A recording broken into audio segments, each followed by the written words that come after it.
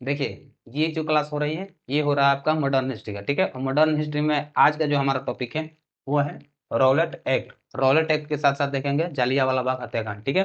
लेकिन Rowlatt act और जलियांवाला बाग यानी कि आज क्लास कंप्लीट करने से पहले हम ये देख लेते हैं कि हमारा जो पिछला क्लास हुआ था वो कौन सा था, ठीक है। तो हमारा जो पिछला क्लास था वो था महात्मा गांधी का आंदोलन, ठीक है। महात्मा गांधी जी का आंदोलन था और इस आंदोलन में हमने बात की थे कि जब महात्मा गांधी जी वकालत करके दक्षिण अफ्रीका से 1915 में लौटते हैं, भारत आते हैं। तो भारत आने के बाद पूरे एक साल तक भारत की स्थिति को देखते हैं। भारत की स्थिति दशक को जानने के बाद उनके द्वारा 3 आंदोलन चलाया जाता है, ठीक है, जो कि सफल होता है। अब उस आंदोलन की अगर बात करते हैं तो उस आंदोलन में जो पहला आंदोलन रहता है वो रहता है चंपारण सत्याग्रह। चंपारण सत्याग्रह जो कि बिहार में चलाया जाता है, जिसे हम लोग प्रथम सविनय अवज्ञा आंदोलन कहते हैं। ये हो गया महात्मा गांधी का प्रथम आंदोलन। सेकंड है आपका अहमदाबाद मिल हड़ताल, ठीक है। अब इस अहमदाबाद मिल हड़ताल में हम अब इस अहमदाबाद मिल हड़ताल को हम लोग कहते हैं प्रथम भूख हड़ताल। यानी महात्मा गांधी का प्रथम भूख हड़ताल कौन सा है? अहमदाबाद मिल हड़ताल। तीसरा है आपका खेड़ा सत्याग्रह। खेड़ा सत्याग्रह, और इस खेड़ा सत्याग्रह को हम क्या कहते हैं? प्रथम असहयोग आंदोलन। सॉरी, प्रथम असहयोग आंदोलन। तो ये जो 3 आंदोलन है महात्मा गांधी जी का आंदोलन है, जब दक्षिण अफ्रीका से भारत आते हैं तो यही 3 आंदोलन चलाते हैं, जो कि 1917 में चलाते हैं और ये 1918 में इस आंदोलन को सफल करते हैं। जिसके कारण हम देखते हैं कि अब भारत में जितने भी आंदोलन होता है, जितने भी जनसभाएं होती है, उसका नेतृत्व करने वाला रहता है कौन? महात्मा गांधी। तो यहाँ तक जो है हमने पिछले क्लास में किए थे कि महात्मा गांधी का आंदोलन कौन कौन सा है जो सफल हुआ था, ठीक है। उसी क्लास को आगे बढ़ाते हुए आज हम पढ़ेंगे रॉलेट एक्ट। अब इस रॉलेट एक्ट के बारे में बात करेंगे कि ये रॉलेट एक्ट क्या है, इसकी जरूरत क्यों पड़ती है, ठीक है। देखिए, अब रॉलेट एक्ट की अगर बात करते हैं तो रॉलेट एक्ट को जानने से पहले हम ये देख लेते हैं कि भारत में जो है क्रांतिकारी चरण जो है 1917 से 18 तक हमें देखने को मिलते हैं, ठीक है। भारत को जो है राष्ट्रीयता दिलाने के लिए भारत में जो आंदोलन हो रही थी वो चरम सीमा पर पहुंच गए थे, ठीक है। उसी को काउंटर करने के लिए, उस आंदोलन को काउंटर करने के लिए, उस आंदोलन को रोकने के लिए, उस आंदोलन की गतिविधियां जानने के लिए जो है इस रॉलेट एक्ट को लाया जाता है, ठीक है। इस रॉलेट एक्ट को लाया जाता है।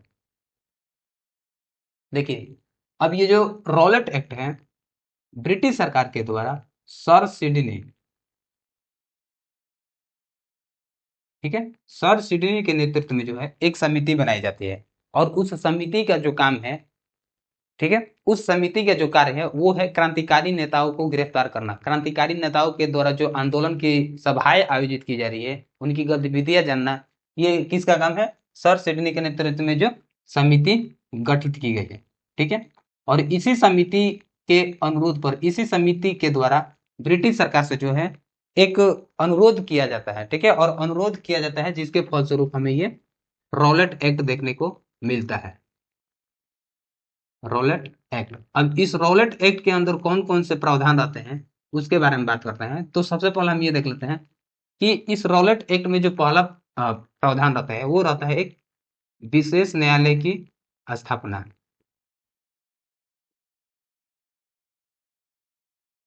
विशेष न्यायालय की स्थापना। अब इस ये विशेष न्यायालय की स्थापना की अगर बात करते हैं तो ये न्यायालय एक ऐसा न्यायालय है कि अगर यह जो न्यायालय फैसला सुना दिया तो इसके विरुद्ध आप कहीं दूसरे जगह जो है कंप्लेन नहीं कर सकते, ठीक है। इसलिए इसे विशेष न्यायालय बोलता है। दूसरा है आपका प्रांतीय सरकार को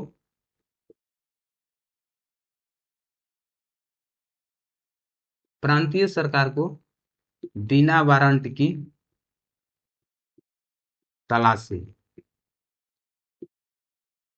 सेकंड ये हो गया। थर्ड हो गया आपका शौक के आधार पर,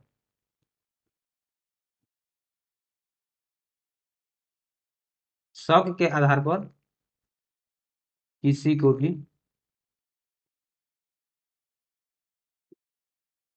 गिरफ्तार करना।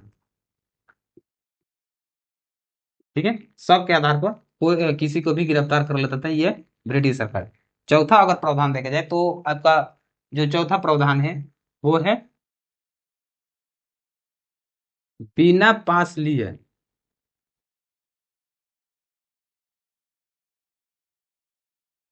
सॉरी, चौथा प्रावधान देखा जाए तो चौथा प्रावधान ये है कि बिना सुनवाई किए, बिना सुनवाई, बिना सुनवाई किए किसी को अनिश्चित, अनिश्चित काल तक गिरफ्तारी। ठीक है, अनिश्चित काल तक जो है गिरफ्तार कर लिया जाता है। तो इस तरह से चार हम देखते हैं कि रॉलेट एक्ट के अंतर्गत इस तरह का जो है प्रावधान हमें देखने को मिलता है। और जब यह प्रावधान आता है भारत में, जब यह रॉलेट सॉरी जब यह रॉलेट एक्ट आता है तो भारत में जो है इसकी खुल करके विरोध प्रदर्शन किया जाता है। और जब ये खुल के विरोध प्रदर्शन किया जाता है, जिसके नेतृत्व कौन करते हैं? महात्मा गांधी। अब उसके बारे में बात करेंगे कि महात्मा गांधी जी के द्वारा इसका जो खुल करके विरोध प्रदर्शन किया जाता है वो किस तरह से किया जाता है। देखिए, अब इस तरह के प्रावधान जो आते हैं, इसी के कारण से कुछ भारतीयों ने इसे काला कानून का भी अवधारणा दिया है। काला, काला कानून। ठीक है, इस रॉलेट एक्ट को हम लोग काला कानून के नाम से भी जानते हैं। तो ये हो गया आपका रॉलेट एक्ट। अब बात करते हैं इसका विरोध प्रदर्शन का। तो देखिए, अब बात करते हैं इसका विरोध प्रदर्शन का।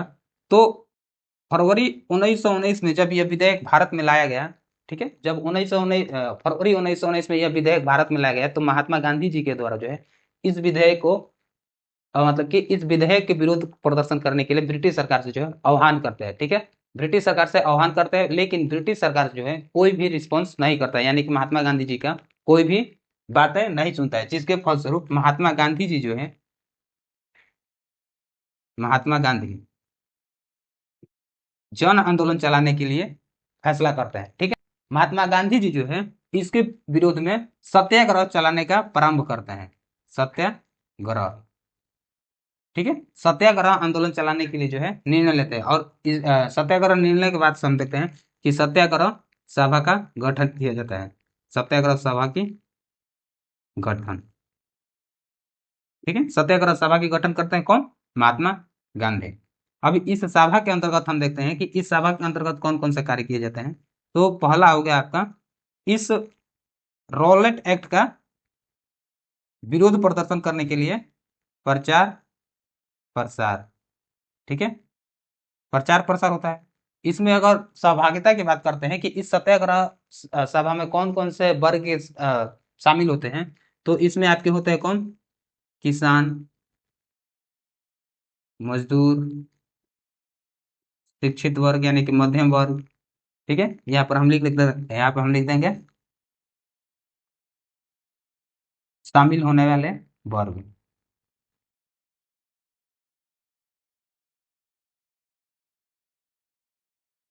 ठीक है, शामिल होने वाले वर्ग। तीसरा क्या है कि इस सत्याग्रह सभा का द्वारा होम रूल लीग आंदोलन, होम रूल लीग आंदोलन, होम रूल लीग आंदोलन के जो नेता हैं उन सभी नेताओं के साथ संपर्क करते हैं। ठीक है, संपर्क करना। तो इस तरह का जो है महात्मा गांधी जी का सत्याग्रह सभा का आयोजन किया जाता है, और आयोजन करने के बाद ये सब कार्य किया जाता है। देखिए, अब बात करते हैं ये सत्याग्रह सभा की स्थापना कब की जाती है, यानी ये सत्याग्रह सभा जो है कब बनाया जाता है। तो यह बनाया जाता है कब? अप्रैल 1919 में। ठीक है, अप्रैल 1919 में जो है यह सत्याग्रह सभा बनाया जाता है। और इस सत्याग्रह सभा बनाने के फलस्वरूप इस सत्याग्रह सॉरी इस रॉलेट एक्ट के विरुद्ध में सत्याग्रह सभा बनाया जाता है और सत्याग्रह के माध्यम से पूरे देश में जो है प्रचार प्रसार किया जाता है। प्रचार प्रसार करने के फलस्वरूप भारत के कोने कोने में, भारत के हर शहर में, चाहे वो दिल्ली हो, मुंबई हो, अहमदाबाद हो, चाहे पंजाब हो, अमृतसर हो, बंगाल हो, हर जगह जो है एक जन आंदोलन देखने को मिलता है बहुत बड़ी मात्रा में। कोई कोई शहर ऐसा है कि जहाँ पर वहाँ पर उस जन आंदोलन को कंट्रोल करना यानी कि उस पर कायम करना भी नामुमकिन होता है। जैसे कि हम लोग पंजाब में देखते हैं, अमृतसर में देखते हैं, ये इन सभी जगहों पर जो है इन सभी जगहों पर जो है यह आंदोलन बहुत बड़ी मात्रा में देखने को मिलता है, जो कि ब्रिटिश सरकार के द्वारा इस आंदोलन को कायम करने में उसको परेशानी होती है। ठीक है, जिसके फलस्वरूप हम देखते हैं वहां पर एक घटना घट जाती है जिसे हम लोग जलियांवाला बाग हत्याकांड कहते हैं। ठीक है, अब जलियांवाला बाग हत्याकांड की अगर बात करते हैं, अब हम बात करेंगे जलियांवाला बाग हत्याकांड। अब ये जलियांवाला बाग हत्याकांड क्या है, इसकी कैसे शुरुआत होती है, इसके बारे में बात करते हैं। तो हम देखते हैं कि महात्मा गांधी जी के द्वारा जब यह सत्याग्रह आंदोलन चलाया जाता है, जन विद्रोह शुरुआत की जाती है, जो कि रॉलेट एक्ट के अंतर्गत देखने को मिलती है। रॉलेट एक्ट के विरुद्ध प्रदर्शन किया जाता है महात्मा गांधी के द्वारा। तो भारत के हर जगह, भारत के हर कोने में, हर शहर में जो है एक बड़ी मात्रा में आंदोलन देखने को मिलते हैं। और इसी आंदोलन का जो एक खास प्रभाव पड़ता है जो कि है वह जलियांवाला बाग हत्याकांड, जो कि आपका पंजाब वाले क्षेत्र में होता है। ठीक है, अब देखिए पंजाब वाला जो क्षेत्र है उन सभी क्षेत्र में आंदोलन जो है हमें महत्वपूर्ण रूप से देखने को मिलती है। ठीक है, स्टार्टिंग में अगर बात करते हैं तो यहाँ का जो आंदोलन है वो मतलब कि सुचारू रूप से चली जा रही थी। अहिंसात्मक रूप से जो है यहाँ पर विरोध प्रदर्शन किया जा रहा था। सभी दुकानें जो है बंद कर दी गई थी, वहाँ के जो आसपास के जो लोग हैं वो सभी आपस अपने अपने घर में रह रहे थे। ठीक है, इस तरह की जो है मतलब कि सुचारू रूप से जो है आंदोलन चलाया जा रहा है। लेकिन यह आंदोलन कब भड़का, यह आंदोलन कब इस आंदोलन की कब आग लगी, तो उसकी बात करते हैं। तो हम देखते हैं कि 9 अप्रैल 1919 को जब आंदोलनकारी नेता सैफुद्दीन किचलू और डॉक्टर सत्यपाल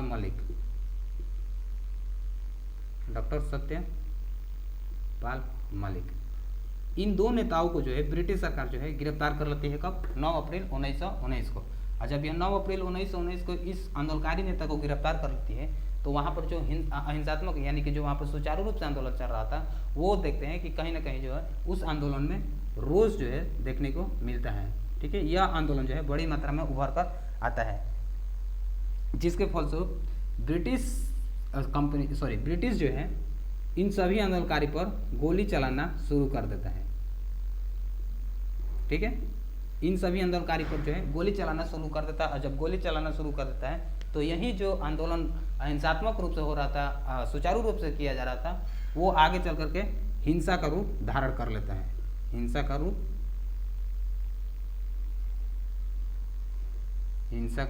रूप ले लेता है। और जब यह हिंसा का रूप ले लेता है तो इसी में जो है 5 ब्रिटिश जो है मारे जाते हैं। 5 ब्रिटिश जो है मारे जाते हैं। और इन सभी स्थिति को कायम करने के लिए इन सभी स्थिति को कायम करने के लिए, इस स्थिति को पता लगाने के लिए, इस स्थिति को संभालने के लिए, कंट्रोल करने के लिए जनरल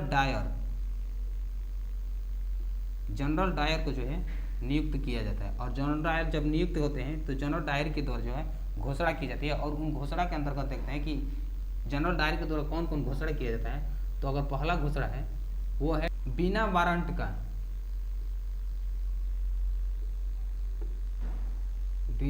का बाहर नहीं जाना। बिना वारंट का बाहर नहीं जाना, पहला ये घोषणा करते हैं। दूसरा क्या है? 3 से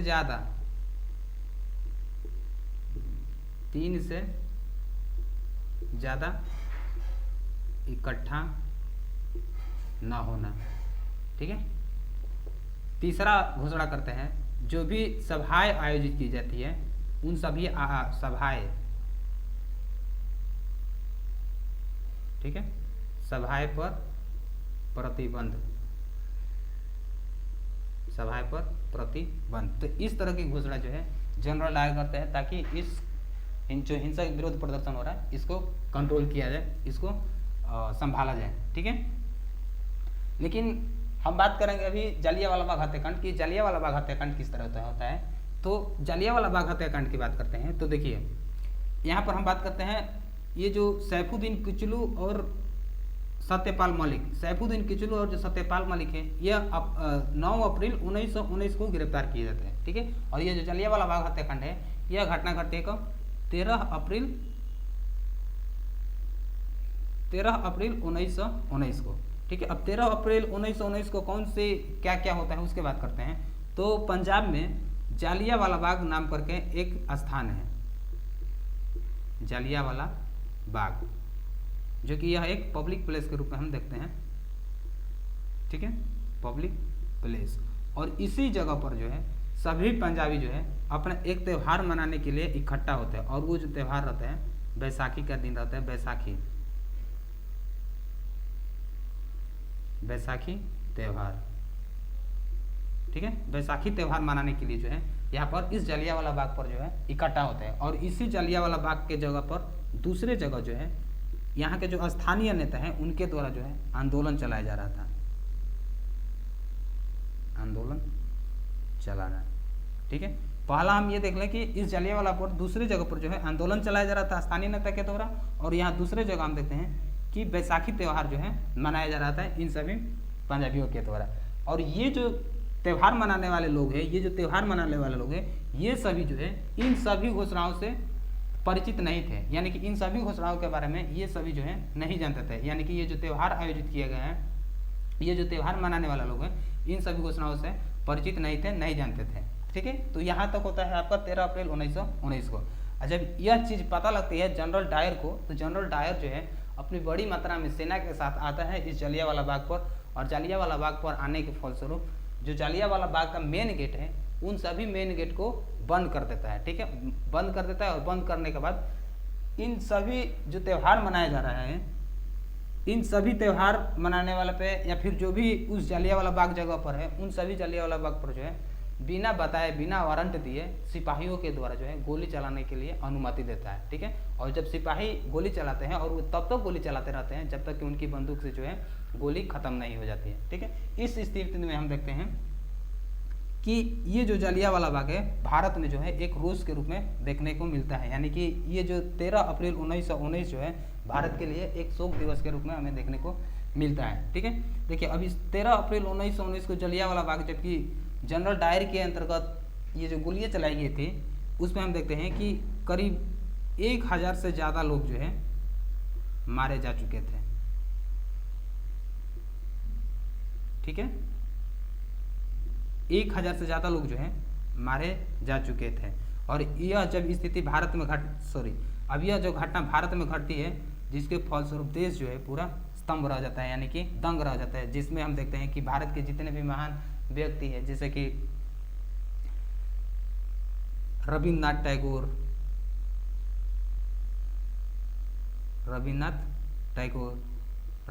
टैगोर जो है ये अपनी नाइटहुड की उपाधि जो है त्याग देते हैं।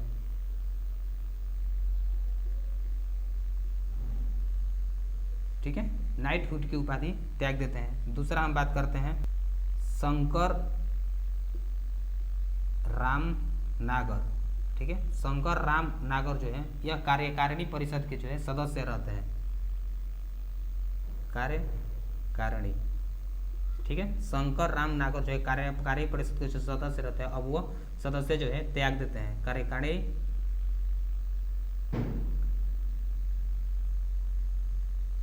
कार्यकारिणी सदस्य त्याग देना। ठीक है, तीसरा अगर हम बात करते हैं तो जो देश में आंदोलन चल रहा था वो अहिंसा का रूप धारण कर लेता है, हिंसा का रूप धारण कर लेता है, हर जगह हिंसा का रूप लेना। यानी कि हम देखते हैं कि भारत में जहाँ भी आंदोलन चलाया जा रहा था वो अहिंसात्मक रूप से, सुचारू रूप से चलाया जा रहा था, वहाँ पर भी जो है हिंसा का रूप हमें देखने को मिलता है। ठीक है, चौथा अगर हम बात करते हैं तो वहीं पर पूरा देश जो है मौन के रूप में, पूरा देश जो है मौन रह गया।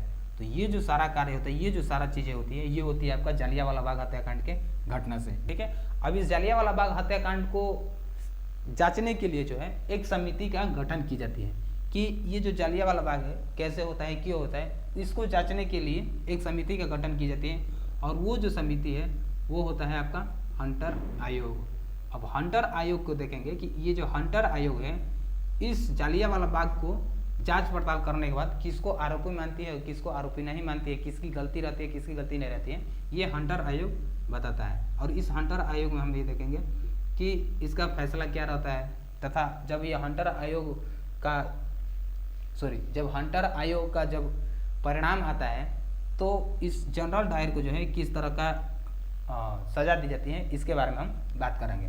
ठीक है, तो नेक्स्ट हम पढ़ेंगे हंटर आयोग।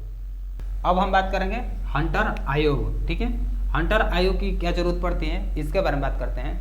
तो महात्मा गांधी जी का जो आंदोलन था रॉलेट एक्ट के विरोध में, तो उस आंदोलन को जो है पूरे भारत में चलाया जाता है, चाहे वो महाराष्ट्र हो, अहमदाबाद हो, पंजाब हो, गुजरात हो, हर जगह जो है उस आंदोलन को चलाया जाता है। उसी आंदोलन को जांच पड़ताल करने के लिए, उस स्थिति को जांच करने के लिए इस हंटर आयोग की जो है जरूरत पड़ती है। और खासकर इस हंटर आयोग की जो जरूरत पड़ती है वो पड़ती है जालियांवाला बाग हत्याकांड। ठीक है, तो देखिए इस हंटर आयोग का जो गठन करने वाले व्यक्ति रहते हैं वो रहते हैं भारत के सचिव।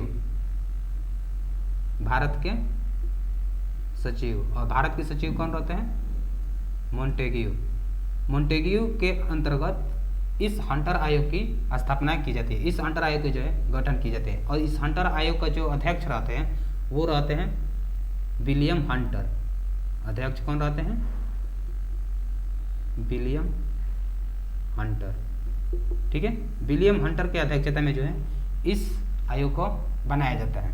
ठीक है, अब इस हंटर आयोग की जो बैठक होती है, बैठक की अगर बात करते हैं तो यह बैठक जो है मुख्यतः दो होता है। पहला होता है आपका दिल्ली में बैठक होता है और दूसरा लाहौर में होता है। तो हम पहला लिखते हैं दिल्ली की बैठक।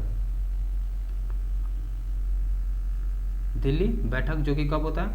अक्टूबर 1919। अब दिल्ली की बैठक में होता है ये, इस दिल्ली की बैठक में जो कार्य होता है वो होता है कि पंजाब, महाराष्ट्र, अहमदाबाद, दिल्ली, इन सभी जो जगह पर आंदोलन होता है उन सभी आंदोलनकारियों को जो है बयान दर्ज की जाती है, बयान दर्ज करना। ठीक है, दिल्ली की बैठक में बयान दर्ज होता है। दूसरा होता है कहाँ पे? लाहौर बैठक। यह आयोग जो है नवंबर 1919 में, ठीक है, नवंबर 1919 में कहाँ आ जाती है? लाहौर आ जाती है। अब इस लाहौर की बैठक में क्या होता है? तो इस लाहौर की बैठक में होता है जालियांवाला बाग पर, जालियांवाला बाग हत्याकांड। ठीक है, जालियांवाला बाग हत्याकांड पर जो है कार्य किया जाता है। देखिए अब ये लाहौर बैठक जो होती है, इस लाहौर बैठक में जो है जनरल डायर को जो है अपने सामने बुलाते हैं। ठीक है, और अपने सामने बुलाने के बाद यहाँ पर हम देखते हैं कि जनरल डायर का जो है बयान दर्ज की जाती है। जनरल डायर का बयान दर्ज करना। ठीक है, बयान दर्ज करना। और जनरल डायर जो है अपने बयान में ये कहता है कि मेरी इच्छा केवल इतनी थी कि पंजाब में जो भी आंदोलनकारी है, जो भी आतंकवाद जैसे माहौल बन रहा है, उन सभी को खत्म करना। ठीक है, अपने बयान में इतना ही कहता है। फाइनली हम देखते हैं कि ये जो हंटर आयोग है, इस हंटर आयोग की रिपोर्ट आती है और वो जो रिपोर्ट आती है ये आती है 1920 में। ठीक है, और इस रिपोर्ट के माध्यम से जनरल डायर की जो है निंदा की जाती है। जनरल डायर की निंदा। ठीक है, जनरल डायर की जो है निंदा की जाती है। अब उस निंदा की अगर बात करते हैं कि यह रिपोर्ट किस प्रकार से करती है, तो पहला हम ये देख लेते हैं कि रिपोर्ट जो है जनरल डायर को निंदा करते हुए कहती है कि जनरल डायर जो है बिना सूचना दिए जो है गोली चलाना इनकी भूल है। गोली चलाना भूल है, पहला ये हो गया। दूसरा ये कहती है रिपोर्ट कि जब जनरल डायर गोली चला रहे हैं, और गोली जो चला रहे हैं मतलब कि ये गोली तब तक चलाए जब तक कि इनकी बंदूक की सारी गोली खत्म नहीं होगी, यह सबसे बड़ी भूल बताती है। ठीक है, तो हम यहाँ पर लिखेंगे गोली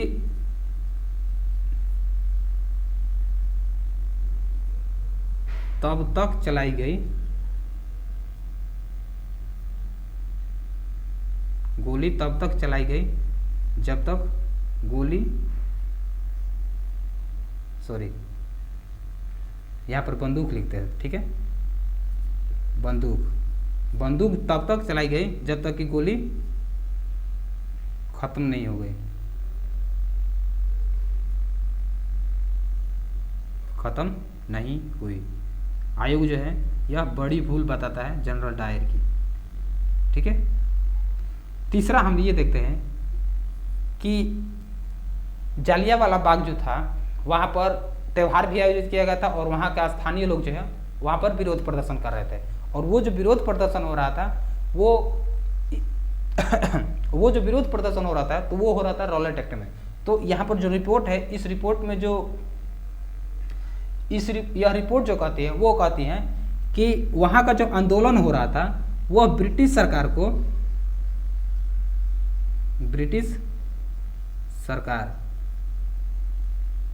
को समाप्त करने के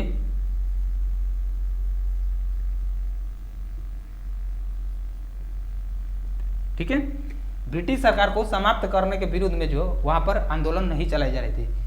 तीसरा जो है, तीसरा निंदा के रूप में यह कहता है।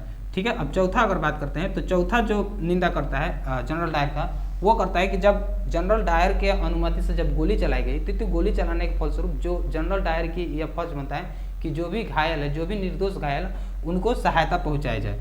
लेकिन इस तरह से जनरल डायर जो है नहीं करते हैं। तो यानी कि हम यहाँ पर चौथा जो निंदा है वो लिख सकते हैं, जनरल डायर के द्वारा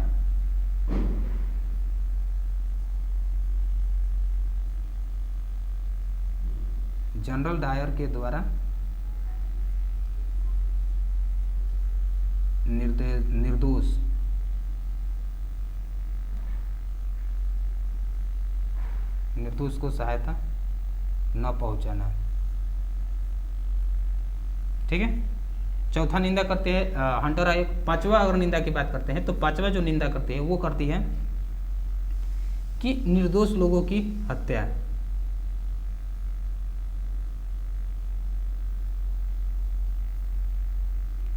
ठीक है, निर्दोष लोगों की हत्या। तो हंटर आयोग जो है जनरल डायर का निंदा करते हुए यह 5 गलती जो है जनरल डायर को बताती है।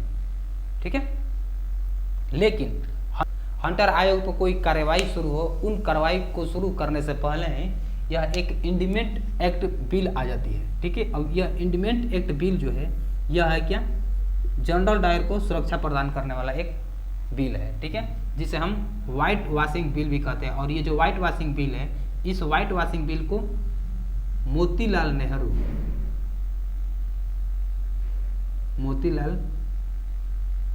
नेहरू के द्वारा दिया गया।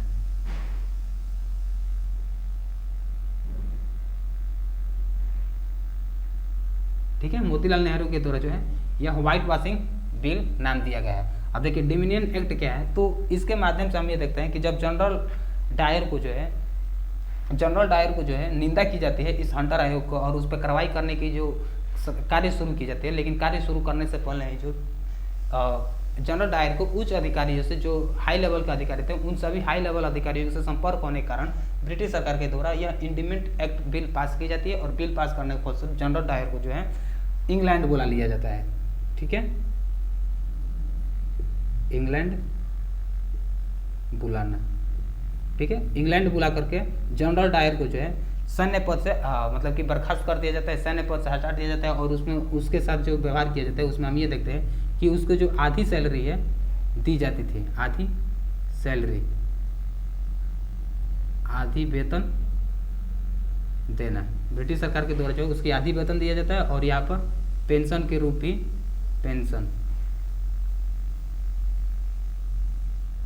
पेंशन भी दिया जाता था। तो इस तरह से जो होता है इंडीमेंटी एक्ट के तहत जनरल डायर को इंग्लैंड बुला लिया जाता है। तो ये होता है आपका पूरा जालियांवाला बाग हत्याकांड का स्वरूप। और जालियांवाला बाग के जांच पड़ताल करने के लिए इस हंटर आयोग की जो है समिति की जो है गठन की जाती है, जिसमें हम लोग देखते हैं कि जनरल डायर को ही यहाँ पर हंटर आयोग जो है निंदा करते हैं।